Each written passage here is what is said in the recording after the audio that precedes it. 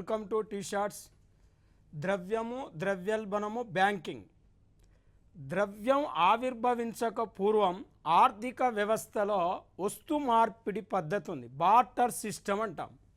అంటే barter system అంటే వాస్తవానికి క్యూ అంటే వస్తువుకు బదులు వస్తువును మార్చుకోవటాన్ని వస్తు మార్పిడి పద్ధతి అంటారు. ఈ వస్తు మార్పిడి పద్ధతిలోని లోపాలను సవరించడానికి ఆర్థిక వ్యవస్థలో ఉద్భవించిందే ద్రవ్యం.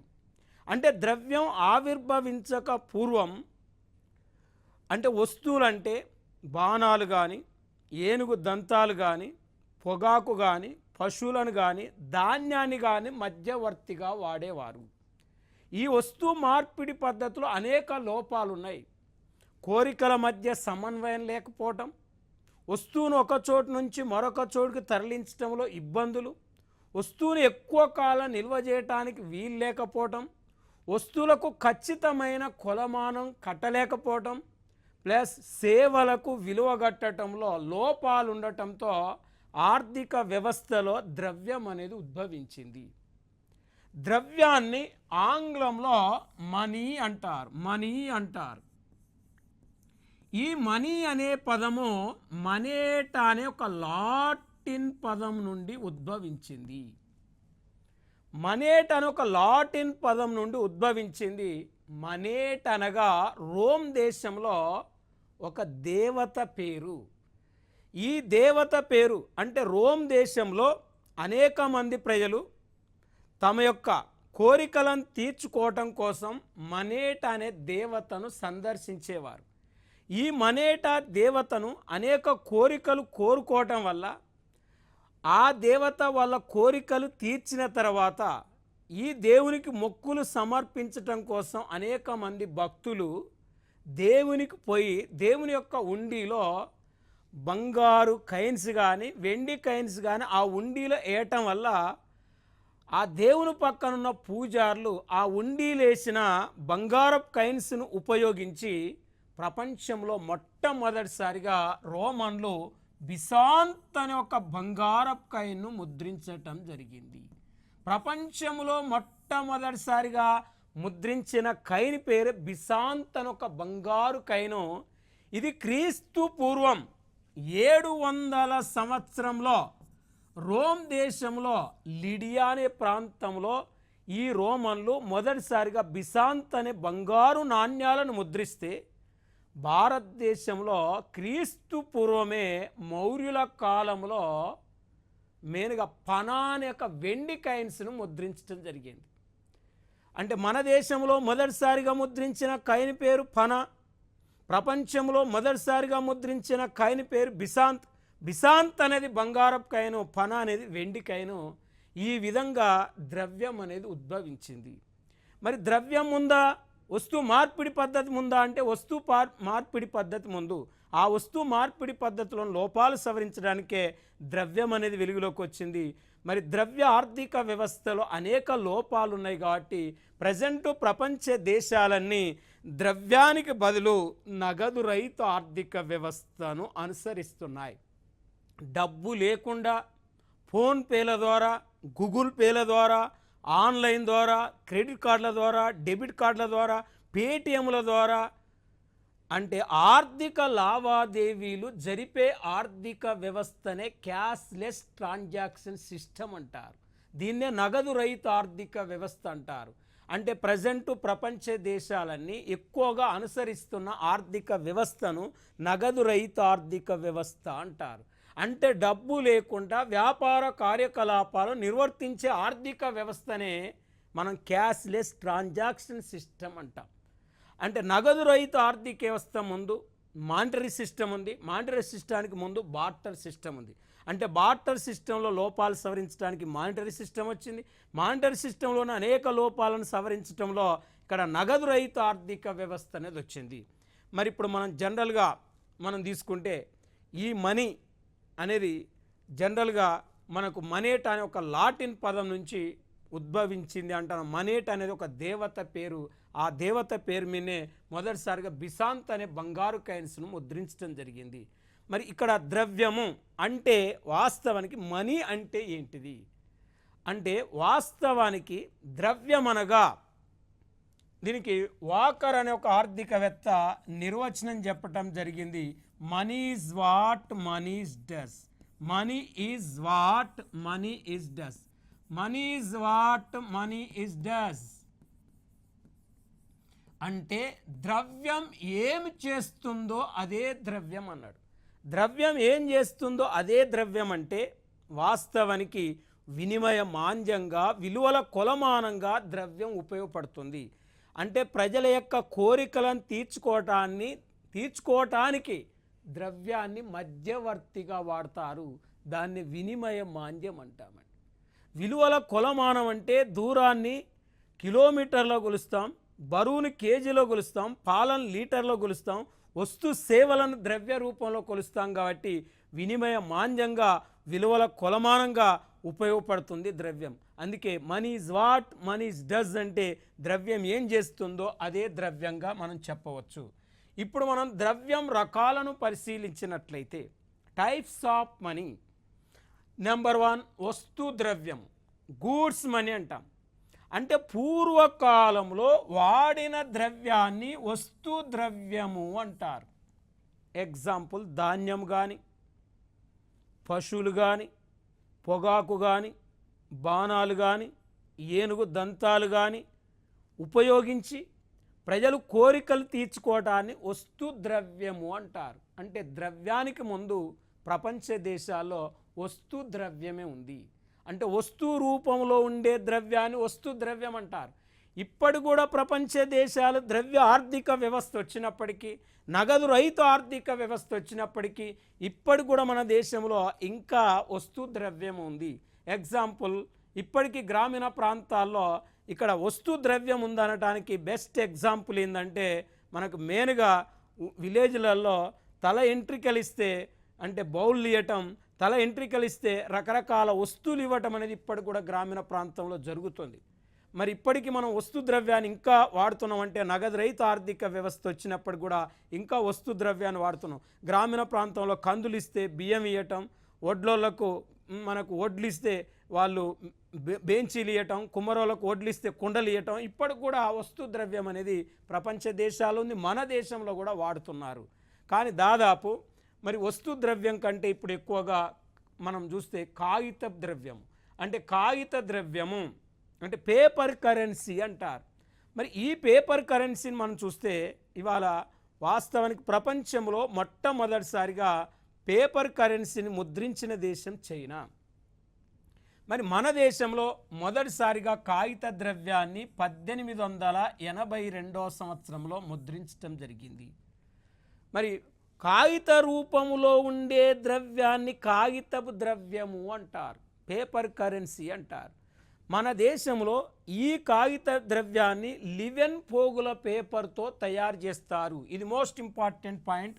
భారతదేశంలో నోట్లకు వాడే పేపర్ పేరు ఏంటంటే లివెన్ పేపర్ అనేది వాడతారు. చాలా క్వాలిటీ పేపర్ ఇది. ఈ లివెన్ పేపర్ను వాడి మన దేశంలో కాగితపు ద్రవ్యాన్ని ముద్రిస్తారు.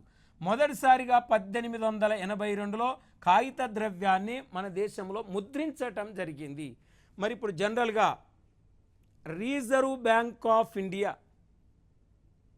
కాగిత ద్రవ్యాన్ని ముద్రిస్తుంది.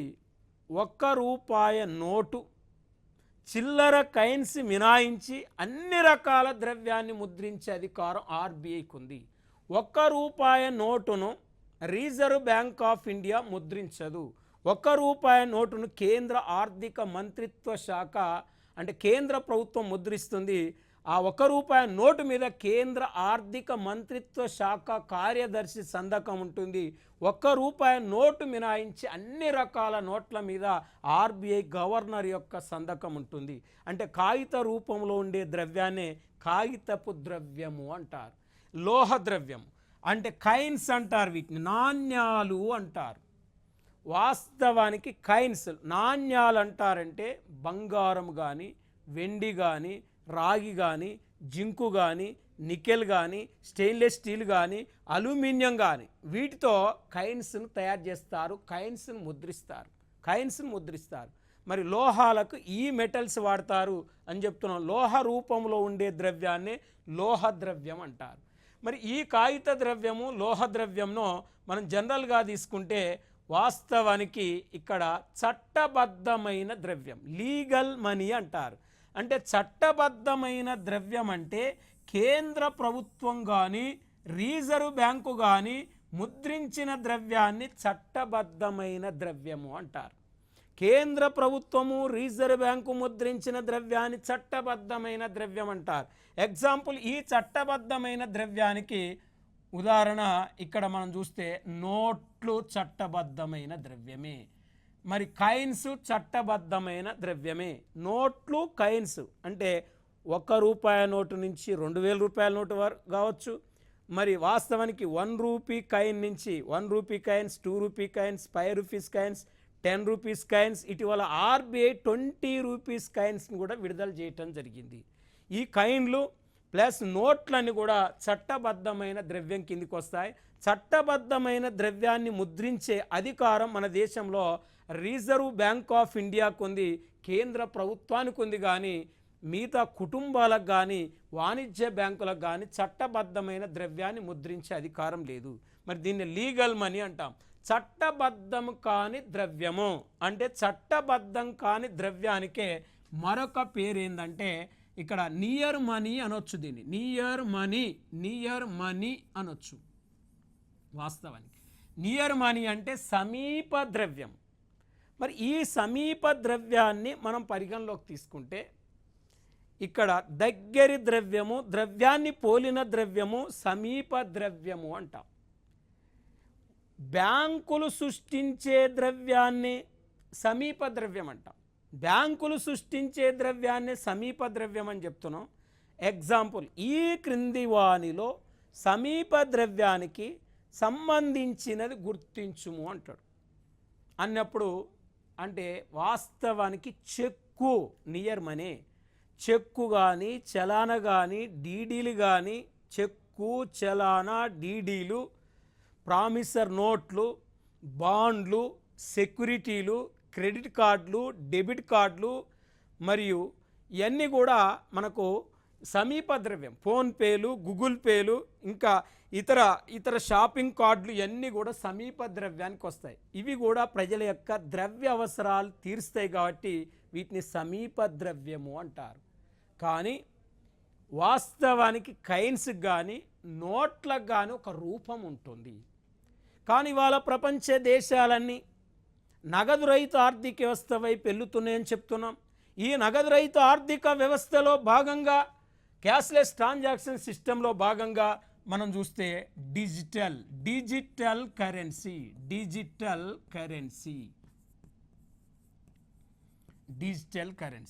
మరి ఇక్కడ డిజిటల్ కరెన్సీని మనం చూస్తే డిజిటల్ కరెన్సీ అంటాం. దీన్ని వాస్తవానికి దీన్నే ఇంకో భాషలో క్రిప్టో కరెన్సీ అంటారు.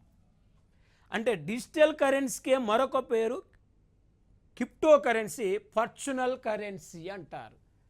దీన్ని మనం చూడలేము, దీన్ని మనం తాకలేము, దీనికి ఒక భౌతిక రూపం ఉండదు, దీనికి ఒక స్పర్శ ఉండదు. అంటే కంప్యూటర్లలో సృష్టించే కరెన్సీని మనం డిజిటల్ కరెన్సీ అంటాం. వాస్తవానికి 2009వ సంవత్సరంలో మొట్టమొదటిసారిగా డిజిటల్ కరెన్సీగా సృష్టించబడిన కరెన్సీ ఏంటంటే బిట్ కాయిన్. అంటే బిట్ కాయిన్ అనేది మొదటిసారిగా డిజిటల్ రూపంలో తయారు చేయబడ్డ కరెన్సీ. దీనిని 2009వ సంవత్సరంలో సంతోషి నాకోమోటో అనే వ్యక్తి రూపొందించడం జరిగింది. అంటే ప్రపంచంలో మొదటిసారిగా డిజిటల్ కరెన్సీని రూపొందించిన మహానుభావుడు సంతోషి నాకోమోటో అనే వ్యక్తి మొదటిసారిగా డిజిటల్ కరెన్సీని సృష్టించడం జరిగింది. దీన్ని ఎలక్ట్రానిక్ కరెన్సీ అని అంటారు. ఆల్రెడీ చెప్పాను, దీనికి ఒక భౌతిక రూపం ఉండదు, దీన్ని తాకలేము, చూడలేము అని చెప్పినాం. అయితే వాస్తవానికి మనం జనరల్గా మనం ఒక్కసారి చూస్తే 2019వ సంవత్సరంలో రిజర్వ్ బ్యాంక్ ఆఫ్ ఇండియా ఈ డిజిటల్ కరెన్సీని నిషేధిస్తూ ఒక చట్టం తీసుకొచ్చి కూడా ఆ చట్టాన్ని అమలు చేయకుండా మళ్ళీ 2020 నుంచి కూడా డిజిటల్ కరెన్సీని మళ్ళీ మన రిజర్వ్ బ్యాంక్ ఆఫ్ ఇండియా అనుమతించింది. 2022-23 బడ్జెట్లో, ఇది మోస్ట్ ఇంపార్టెంట్ పాయింట్, 2022-23 బడ్జెట్లో మన దేశంలో డిజిటల్ కరెన్సీ యొక్క లావాదేవీల మీద వచ్చే ఆదాయం మీద 30% ట్యాక్స్ కూడా విధించటం జరిగింది. అంటే ఈ డిజిటల్ కరెన్సీని నిషేధించాలని ఆర్బీఐ 2019లో ఒక చట్టం తీసుకొచ్చింది.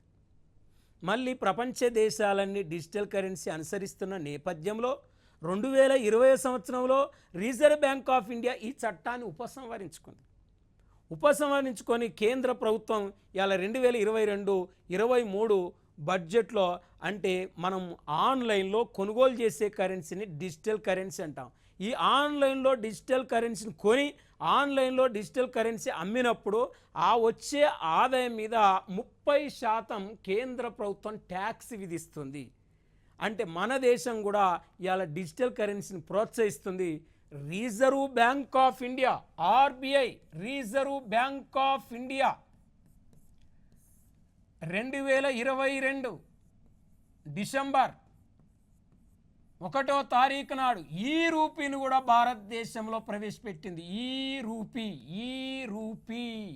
ఈ రూపీని కూడా మన దేశంలో ప్రవేశపెట్టడం జరిగింది.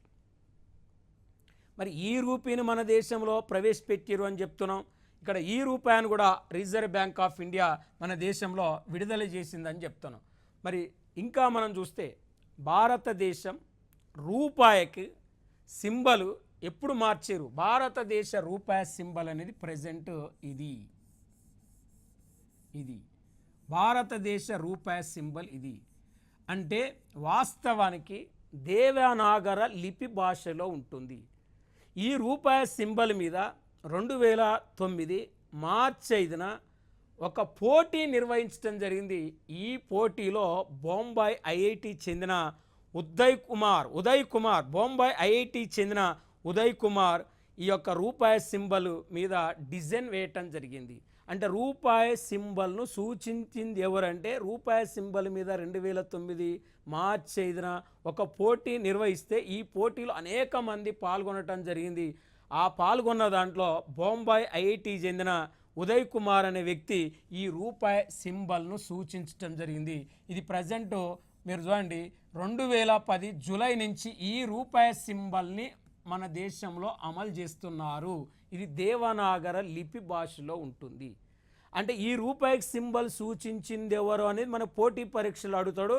మనం గుర్తుపెట్టుకోవాల్సింది ఏంటంటే ఉదయ్ కుమార్ పేరు గుర్తుపెట్టుకోవాలా. ఆయన ఏ స్టూడెంట్ అంటే బొంబాయిలో ఐఐటి చెందిన స్టూడెంటో ఈ సింబల్ను సెలెక్ట్ చేయటం జరిగింది. మరి ఇప్పుడు ఇది ఒకటి పోటీ పరీక్షల్లో ఇంపార్టెంట్ పాయింట్. నెక్స్ట్ మనం తీసుకుంటే మన దేశంలో ముద్రణ కేంద్రాలు, అంటే ముద్రణ కేంద్రాలు మనం తీసుకుంటే భారత ముద్రణ కేంద్రం ఇండియన్ ప్రింటింగ్ ప్రెస్. ఈ ఇండియన్ ప్రింటింగ్ ప్రెస్ ఎక్కడుంది అంటే వాస్తవానికి నాసిక్లో ఉంది.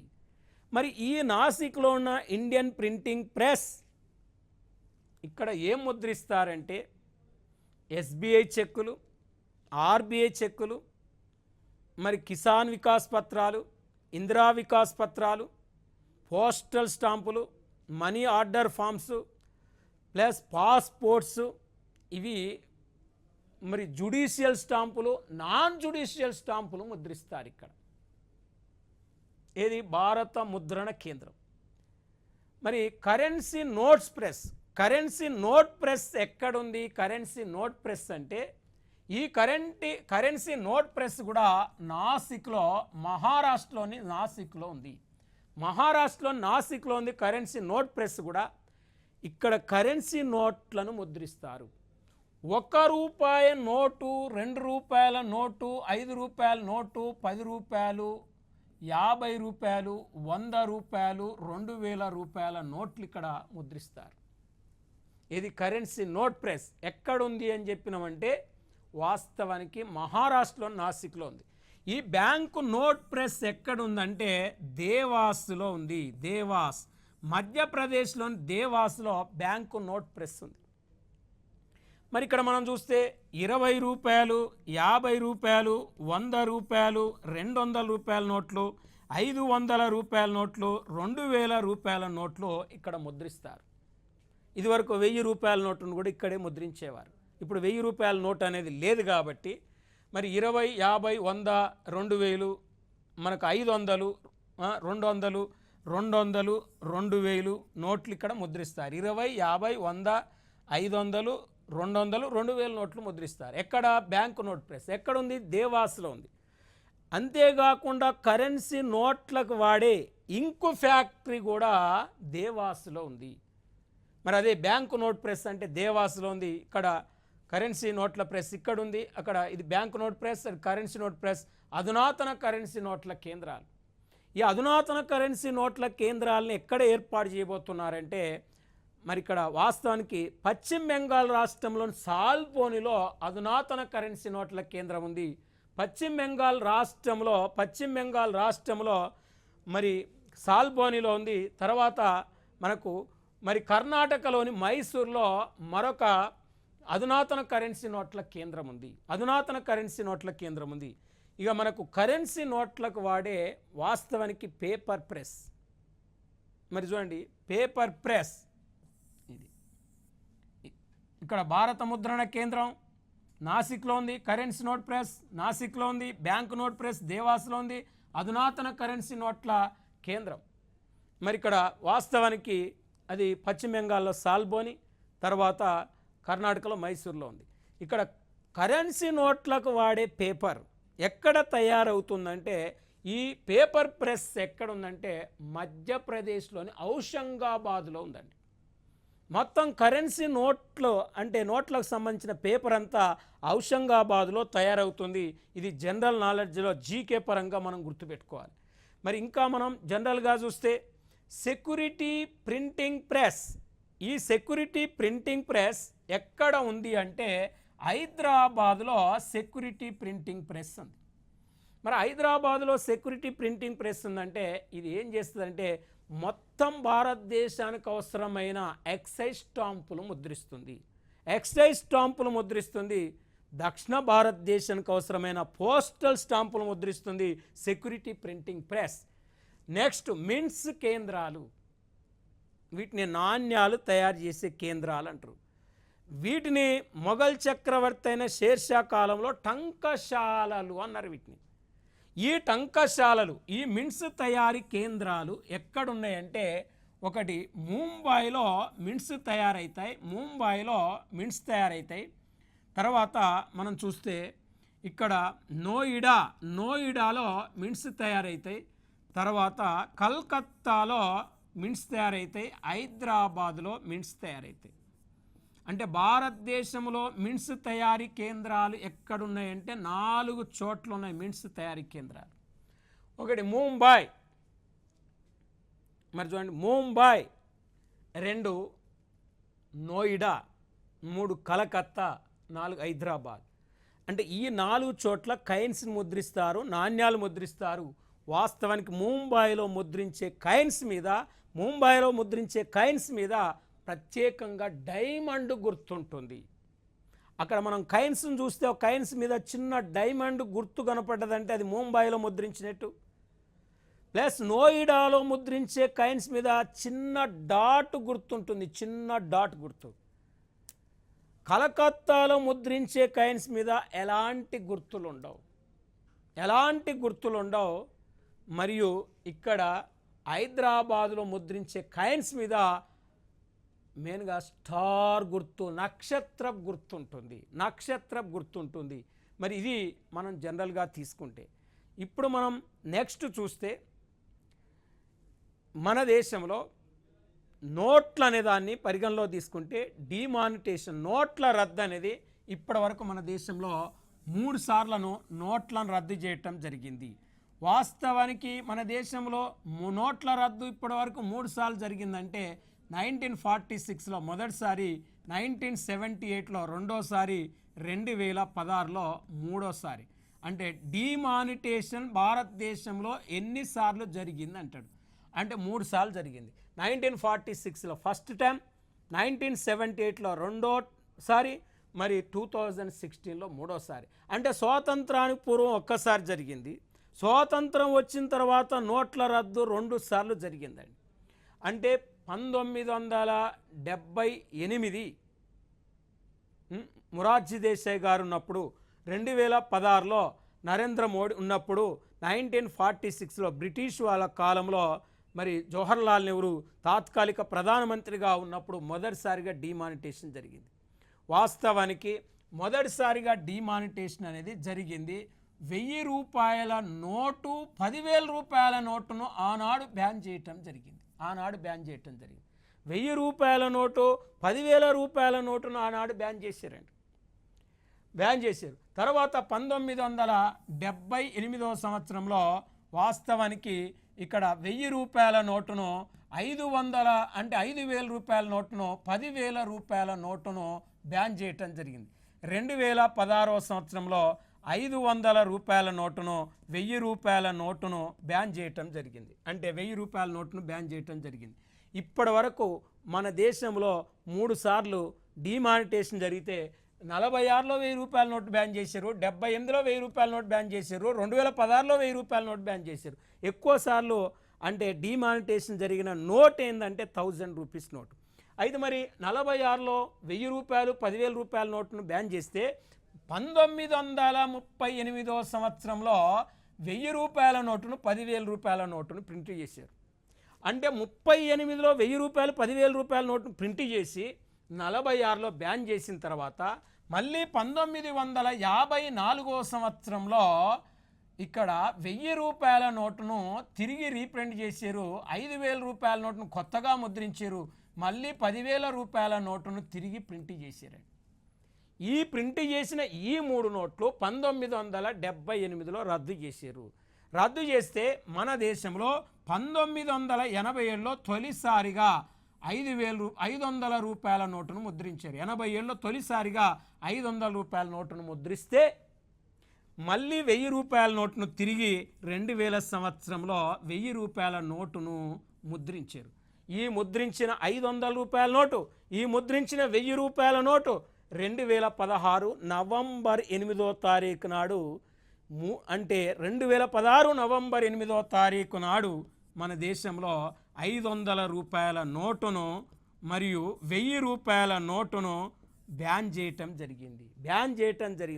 వాస్తవానికి 2016 నవంబర్ 8వ తారీఖు నాడు డిమానిటేషన్ నోట్లు రద్దు చేయటంలో ఉద్దేశం ఏంటంటే అవినీతిని అరికట్టడమే ప్రధాన ఆశయం, బ్లాక్ మనీని వెలికితీయటమే రెండో ఆశయం, పన్ను కట్టకుండా ఎగవేసిన ధనాన్ని వెలికితీయటమే మూడో ఆశయం, అధిక విలువ కలిగిన నోట్లను ఉగ్రవాద కార్యకలాపాలకు ఉపయోగించకుండా చూడటమే నాలుగో ఆశయం.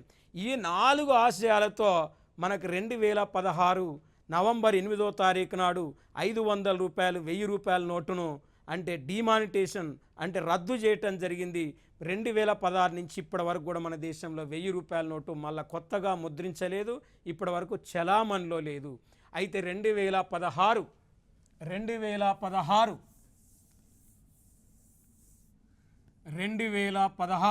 నవంబర్ 10వ తారీఖు నాడు మన దేశ చరిత్రలో మరియు కొత్త 500 రూపాయల నోటును ముద్రించారు. ఇప్పటి వరకు భారతదేశ చరిత్రలో ఎప్పుడు ముద్రించలేదు. 2000 నోటును కూడా 2016 నవంబర్ 10వ తారీఖు నాడు 2000 రూపాయల నోటును కొత్తగా ముద్రించడం జరిగింది. కానీ ఇటీవల 2000 రూపాయల నోటును కేంద్ర ప్రభుత్వం అంటే రిజర్వ్ బ్యాంక్ ఆఫ్ ఇండియా కేంద్ర ప్రభుత్వ సిఫారసుల మేరకు ఉపసంహరించుకుంది కానీ 2000 రూపాయల నోటును రద్దు చేయలేదు. ఇప్పటి వరకు ఓన్లీ ఉపసంహరించుకుంది కానీ రద్దు చేయలేదు.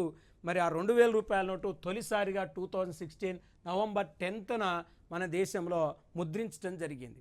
అంటే వాస్తవానికి ఇక్కడ మనం జనరల్గా తీసుకుంటే ఈ రిజర్వ్ బ్యాంకు ఆర్బిఐ 1934 చట్టం ప్రకారం మన దేశంలో నోట్లను ముద్రించే అధికారం రిజర్వ్ బ్యాంక్ ఆఫ్ ఇండియాకు ఉంది.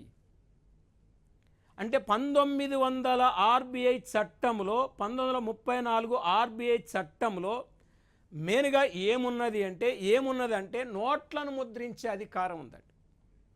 కానీ నోట్లను రద్దు చేసే అధికారం కూడా 1934 ఆర్బీఐ చట్టం ప్రకారం ఉంది. ఈ 1934 ఆర్బీఐ చట్టం ప్రకారం మన దేశంలో నోట్లను రద్దు చేయటం జరిగింది.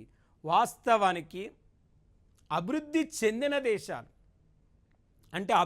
చెందిన దేశాల్లో ద్రవ్యాన్ని విస్తరించడం మీద అభివృద్ధి చెందిన దేశాలు దృష్టి పెడితే మనలాంటి అభివృద్ధి చెందుతున్న దేశాలు, అంటే భారతదేశం కూడా అభివృద్ధి చెందుతున్న దేశం కాబట్టి భారతదేశం ద్రవ్యం యొక్క కుదింపుపై దృష్టి పెట్టడం జరిగింది. కుదించడంపై దృష్టి పెట్టడం జరిగింది. మెయిన్గా వాస్తవానికి 2016 నవంబర్ 8వ తారీఖు నాడు ఈ 500 రూపాయలు అంటే 1000 రూపాయల నోట్లను బ్యాన్ చేసిన తర్వాత ఎవరైతే 500 రూపాయల నోట్లు, ఎవరైతే 1000 రూపాయల నోట్లు కలిగి ఉన్న వాళ్ళో వీళ్ళకు ఒక ఆదేశాన్ని, ఒక సందేశాన్ని రిజర్వ్ బ్యాంక్ ఆఫ్ ఇండియా ఇచ్చింది.